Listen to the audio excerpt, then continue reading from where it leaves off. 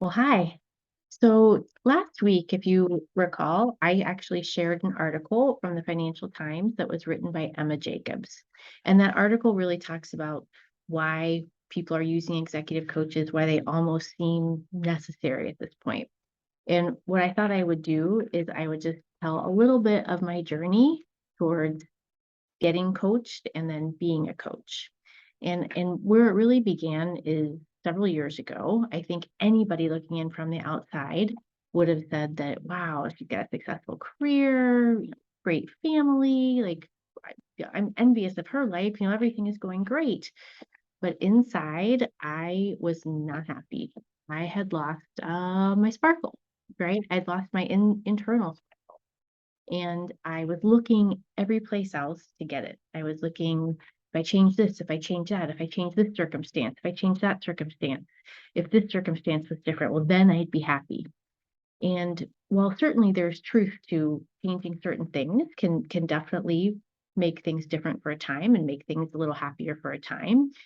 If we don't really work on our mindset, and if we don't really work on some of those underlying root causes as to why we are unhappy or lost our sparkle, or feeling stuck, then even when you get a new circumstance, you're going to find yourself in the same rut, right? Because the negative self talk or the patterns, the habits that you have that are now kind of neural pathways in your brain because you've been doing them hundreds and thousands of times and saying these words to yourself hundreds and thousands of times, they're set. And unless you work on that, no matter what circumstance you change, things are not going to change. And so when I got a coach and I really learned how to look at my mind, and I learned to realize that I'm the only one, it's my own thoughts and feelings that are going to make the difference, whether I'm happy or unhappy in a situation. It was so mind blowing and it was so life changing that that's why I decided to get my certification to be a coach, because I wanted to learn these skills and I wanted to help other people like me. Because I think there's a lot of us who we get to a certain point in our career and we are outwardly pretty darn successful.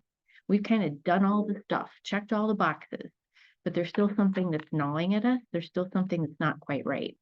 And we can fix that. You can fix that. You can get your sparkle back.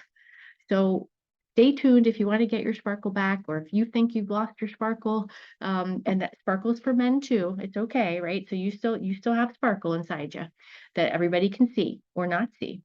So I'd love to hear from you if you're kind of at that stage and what's going on for you. Would love to chat about that or give me some ideas for topics that you might want to have me address on future videos. I know I'm definitely going to try to attack in August some really just quick ideas and thoughts about how, if you are looking to get that next promotion or that next job, what are some little tips and tricks to that. So I'll spend some time talking about that next month. But until then, please, please, please sparkle away. All right. It's in you. It's in you. It's not out there. It's actually in you. Right. Right. Till next time.